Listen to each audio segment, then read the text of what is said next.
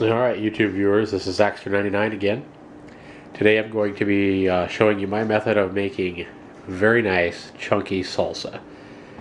I like my style of salsa over any store-bought, obviously, because it's fresh, made from fresh ingredients. But I've, looking at a lot of recipes and a lot of YouTube videos of people that say the best salsa ever.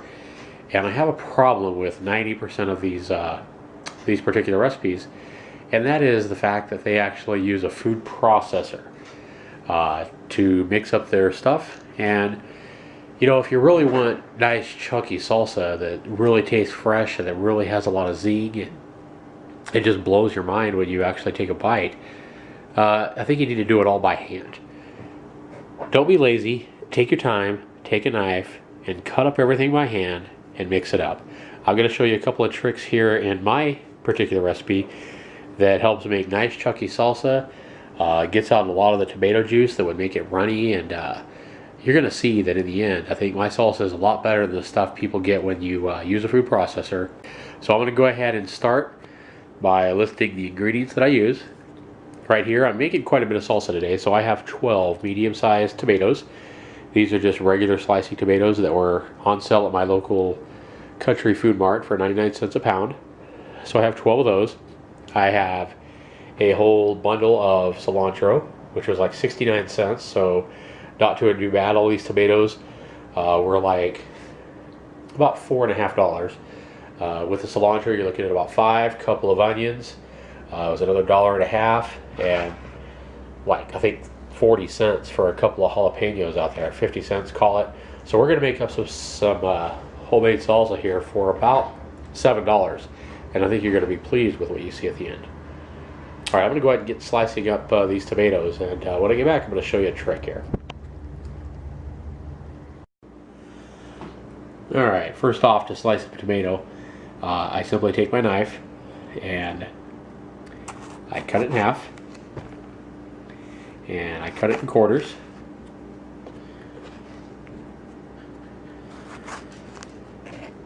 And then all I do is on the top of it, I take just my knife and I cut off just a triangular part. I don't know if you can see this with the video set down. Right here. Just like that. I just cut that part off and dispose of it. And then what I do after that is simply take your sharp knife and you're gonna dice it up. So I'll take my tomato and I'll simply, looking for a pretty nice dice, but you want some pretty fine chunks in it.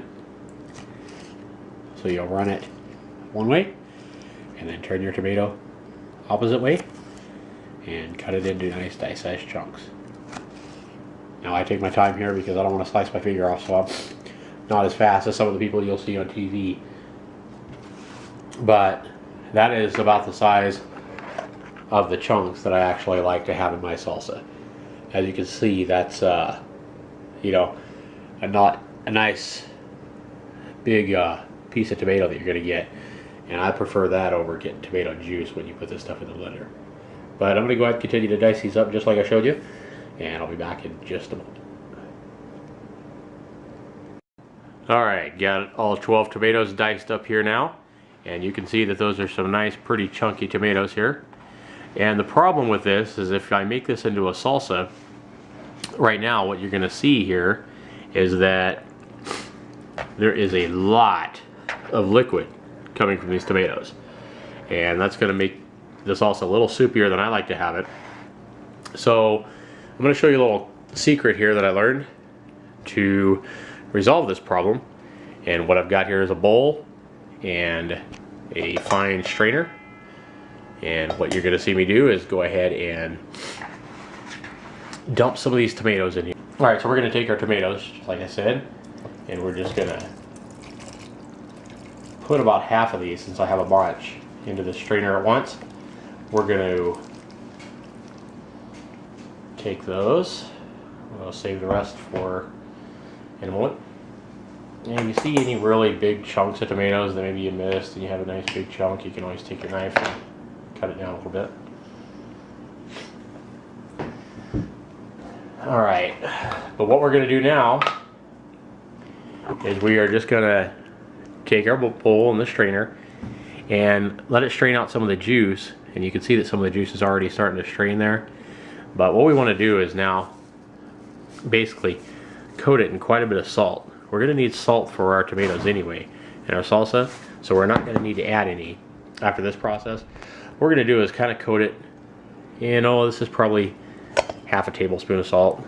You might want a little bit more, but what you want to do is just kind of coat the top of it, kind of mix them in a little bit, and then what you want to do is just let the salt work.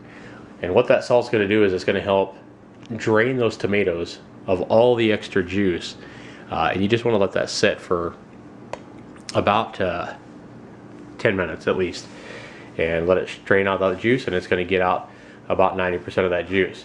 Now, since my salsa is about 85 or 90% tomatoes, you're going to have a lot of juice if you make a recipe similar to this. And if you don't want all that watery liquid in your salsa, then this is a nice trick to use. All right, I am dicing up my onion now, and those are pretty large yellow onions, and they're not sweet onions, so it has a little bit of heat to it. So I think one of these onions is going to be enough. Now this here is a tool that you could pick up for about $8. I think I got mine at Walmart. You could pick up a tool like this. It definitely makes your job a lot easier if you're not going to use a food processor to do this kind of work. And it works a lot faster than a knife. You just simply cut it any way like this and just keep at it until you get as fine a dice as you want on your things like onions and potatoes or whatever it is you're dicing up. We're back here. We've got one jalapeno diced up really fine. You really want to dice that jalapeno up almost to a mince, and that takes just a little bit of time. And on the cilantro, you want to take your cilantro and basically de-stem, get as many of those stems out, and really all you want is just the leaves. The leaves are what you want in there. And I've diced those up pretty good where this is almost looking like grass out of my lawn or something. But the smell when you dice up those cilantro leaves really does smell amazing. So this is all going to go into my bowl here. And I've still got my other tomatoes here, which I salted and have been let strain. So I'm going to go ahead and dump those in. I've got one whole yellow onion in there. Cilantro and jalapeno are going in. And this is more of a Pico de Gallo than a salsa, but whatever it is, it's going to taste great on your tortilla chips. Going to make a great dip for parties or whatever kind of gathering you're getting, you got going on. And it should be absolutely delicious. Now I've already added a lot of salt to my tomatoes to help them drain out all that juice. What I'm going to do now is I'm going to actually add, a lot of people here add, oregano or a few different spices. What I'm going to do is I'm just going to add, if you have a Costco near you, I actually like to buy this Kirkland Organic No Salt Seasoning. It has a lot of the oregano and garlic and different organic spices in here. And it's a really good seasoning. It is a little bit on the spendy side. This is about $8 or $9, I believe, for one of these. But I'm just going to take the cap off and probably put in a couple of good tablespoons of this organic seasoning, because I do have quite a bit of Pico de Gallo here, and I want a little bit of seasoning to season it up. Now it's still going to be really fresh and really good, even if you don't, put some kind of seasoning in it. You could just put salt and pepper, just a little bit of salt, and it would still be really good.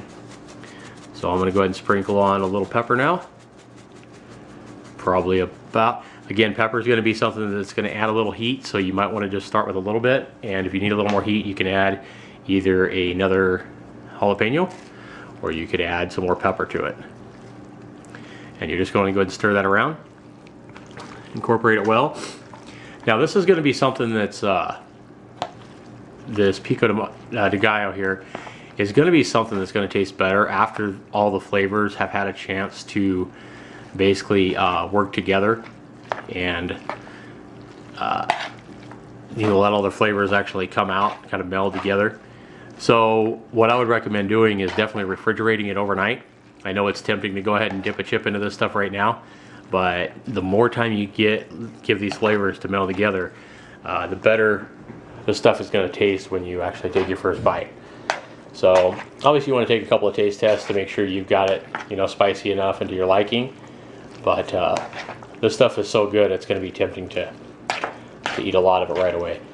Now, as you can see, I hardly have any moisture at the bottom because I've got most of the moisture out of those tomatoes. And this is now mixed up pretty well. This is going to make a nice addition to any tortilla chip.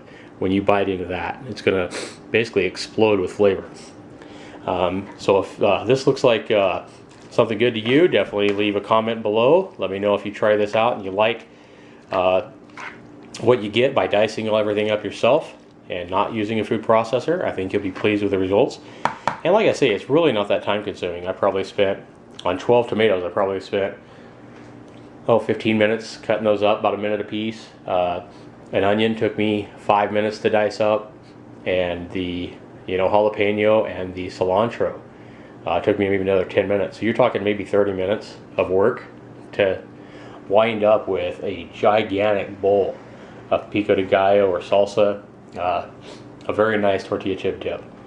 So definitely leave your comments below, subscribe if you want to, if you have any questions or anything like that, be sure and leave those below as well. And I want to thank you for watching again one of my YouTube videos. Have a good day.